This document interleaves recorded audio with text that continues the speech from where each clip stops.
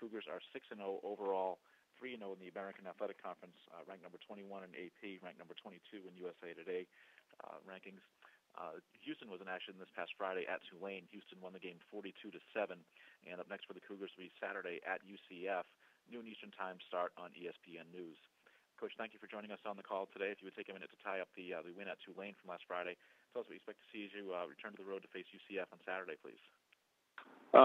We very stellar defensive showing by our defensive crew. Didn't force any turnovers, but certainly had a bunch of big stops, save for the blunder we had on our punt return team in terms of allowing a fake to get rushed for, I think, 56 yards, something like that. And then eventually they punched it in one play later for a touchdown.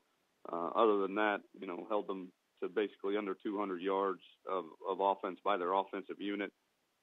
Offense played well at times. I think we continue to shoot ourselves in the foot. We're not good enough to play from behind the chains, meaning, have penalties or negative yardage plays. We're just not good enough, especially with the patchwork offensive line that we're trying to get better each and every week. But they found a way to score enough points. And then this coming week against Central Florida, we although the record may say otherwise, I think a very talented team.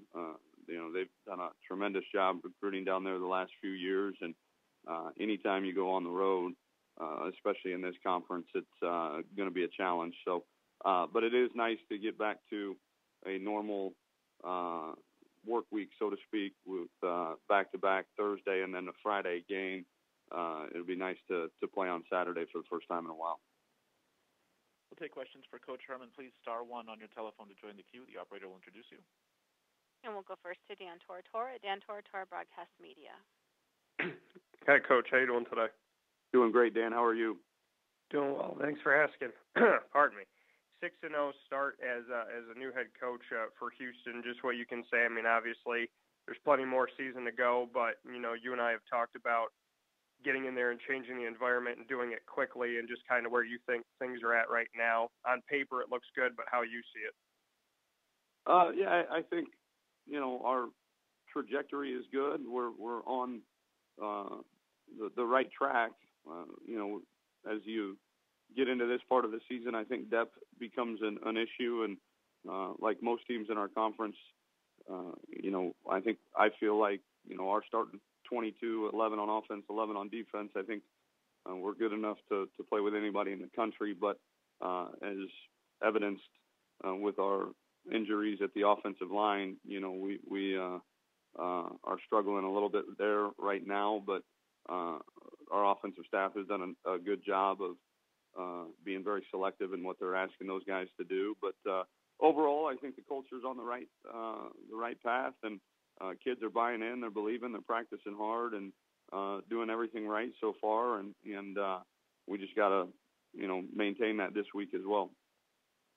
When you come in to a team that has a guy like Greg Ward Jr., obviously, he's been able to do plenty of great things on the field, but off the field and as a leader, just what he's like for you and what you can say about what he does to get this team prepared every week that we don't see. Well, he's a tremendous competitor, very hard on himself, and wants to, win at all costs, wants to be the best at all costs. And so I think the way that he goes about his business on a weekly basis and really daily basis is a great example to our team in terms of the preparation that's needed to win championships. The one thing he's got to get better at, he's got to be more of a vocal leader, and we're continuing to teach him how to do that and try to bring that out of him. It's just, he's naturally a quiet guy, and kind of lets his play on the field and his work on the practice field and preparation off the field speak for itself. But there are times when your starting quarterback needs to speak up and his voice needs to be heard, and he's continuing to get better at that. Thanks, Coach. I appreciate it. We'll We'll move next to Bill Bender at Sporting News. Afternoon or morning, I'm not quite sure. Anyway, I just had a few quick questions. How have you approached being ranked with addressing that with your kids each week? Is it something that they've, do you talk about it during the week, or is it something that's not mentioned much? We addressed it last week when we were ranked for the first time, and just said, that it's nice to be noticed, but at the end of the day, nobody gives out trophies for being ranked after the fifth or sixth week of the season. The American Athletic Conference surely doesn't care. They're not going to invite us to the championship game just because we're ranked after the fifth or sixth week. And so it really, I don't know. Somebody's still going to have to do a good job, Bill, explaining to me why we even have these rankings so early, especially with the format that we're in now with the committee. So we addressed it, and we told them that, none of it really matters until the end of the season. But we also addressed the fact that, we're all human beings, and human beings like praise, and praise feels good, and it's really easy to gravitate towards praise. But the true champions, the successful people in life, they seek out criticism, and they want to be critiqued each and every day by experts. And we've got an expert coaching staff here that if they meaning our team, if the players will buy into, avoiding that praise and seeking out the criticism of their coaches, then we've got a chance to do something pretty special. Okay. And, just a quick follow-up. When you see also, obviously, you guys 6-0, and then you see what Memphis did over the weekend, Temple 6-0. I mean, what's that say about your conference? I mean, it's really, having 3 ranked teams, that's pretty good. Yeah, again, I've gone on record and will continue to go on record.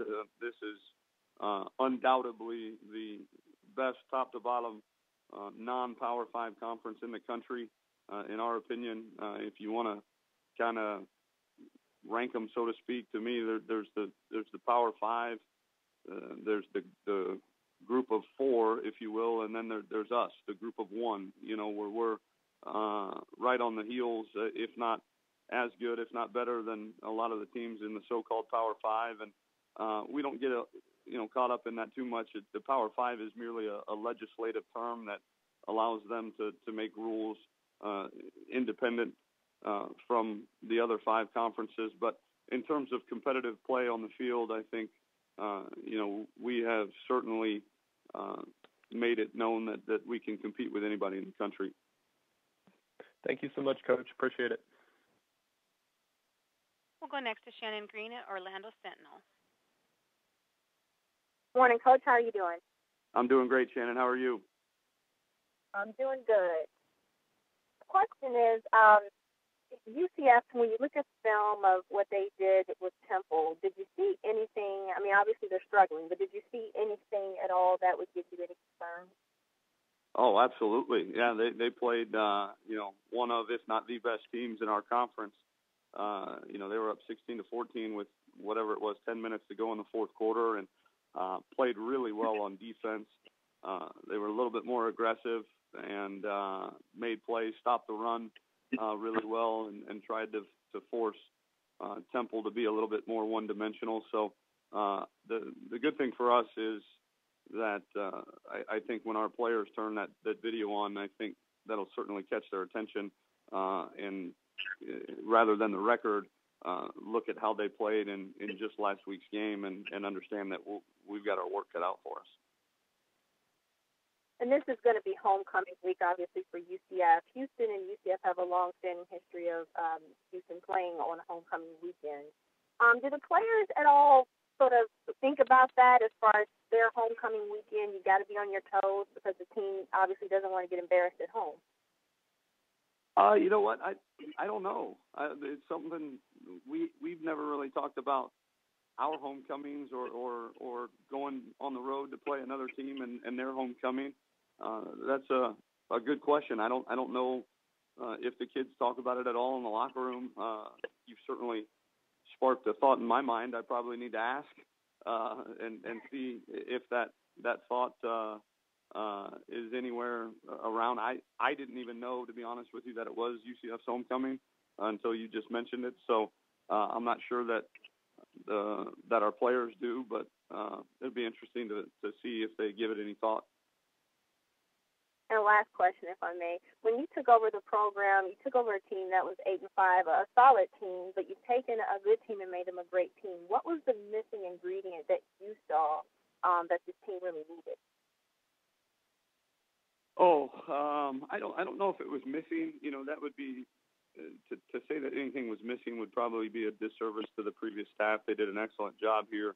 I think one of the things that maybe we're emphasizing more is just an overall accountability to their teammates in terms of their effort and intensity on a minute-by-minute, day-by-day basis. That